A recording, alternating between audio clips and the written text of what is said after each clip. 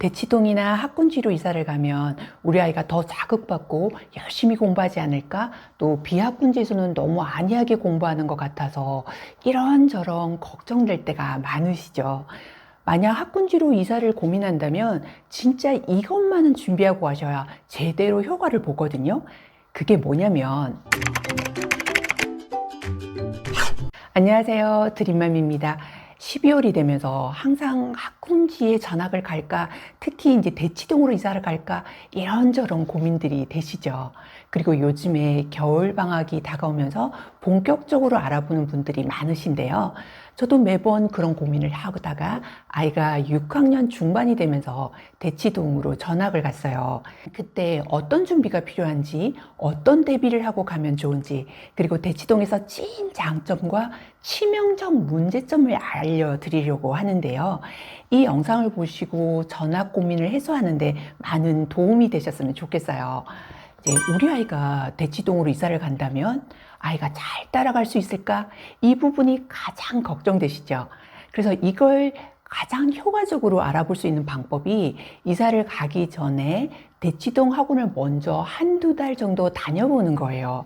그리고는 아이가 적응을 잘 하는지, 공부에 대한 의욕을 막 느끼는지, 그런다면은 긍정적인 신호가 보이기 때문에 이사를 생각해 보셔도 좋죠.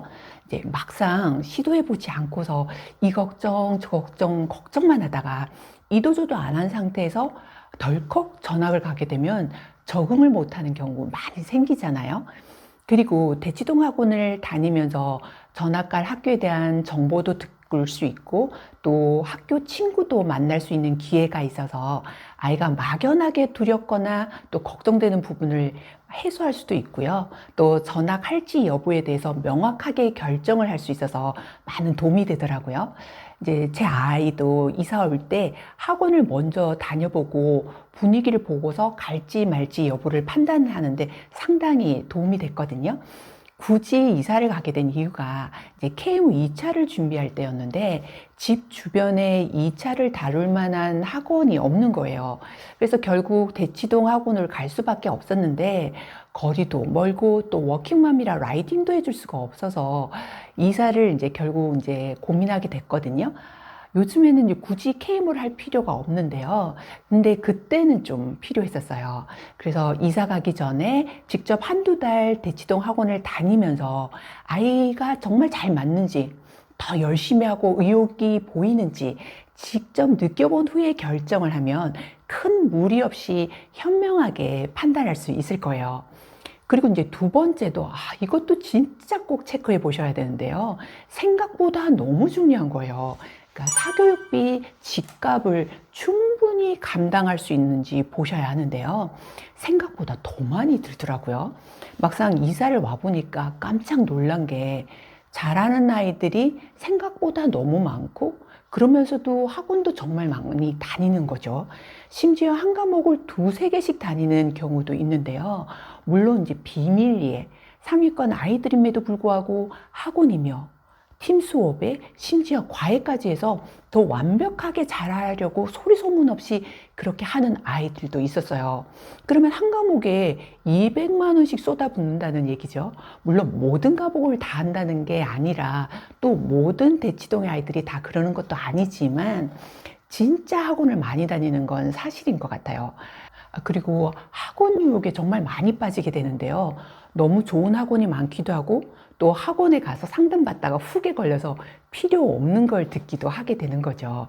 그러다 보니까 오죽하면 전문직인 분들, 예를 들어서 뭐 의사, 변호사 같은 직업을 가진 학부모님들조차도 학원비 문제로 부부가 갈등을 겪고 싸웠다, 뭐 속상하다, 학원비 안 준댄다 등등 하소연하는 그런 부모님들도 계셨는데요.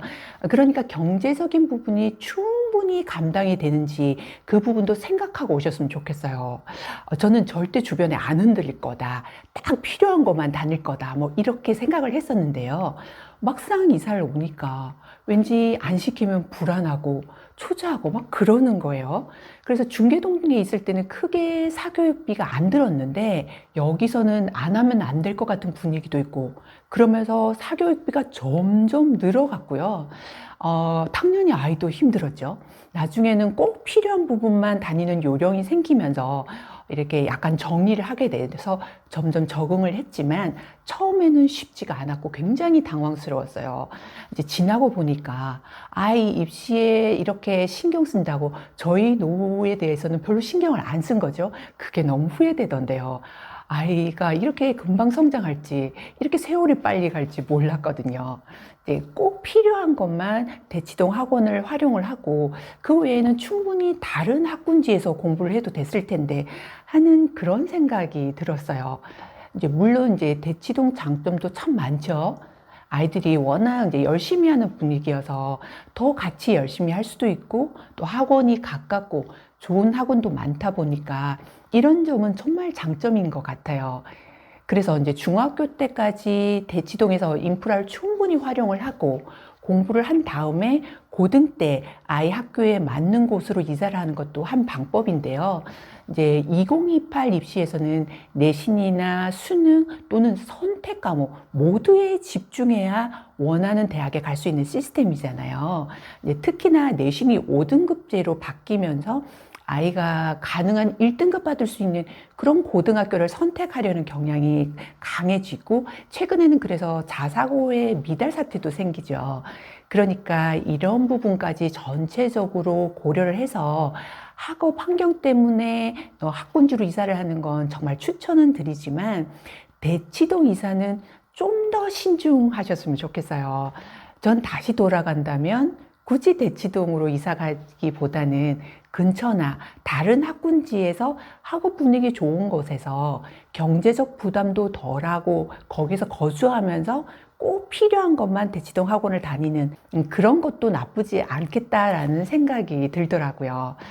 오늘은 대치동으로 이사 와서 느꼈던 경험을 나누면서 학군지 이사를 고민하는 학부모님들에게 참고하시도록 영상을 만들어 봤는데요. 이게 꼭 맞다, 아니다, 이런 게 아니라 자녀분과 상황에 맞는 최선의 선택을 하시는 데 도움이 되셨으면 좋겠어요. 이렇게 끝까지 시청해 주셔서 감사드리고요. 새해에는 여러분에게 좋은 일만 가득하시길 바라요.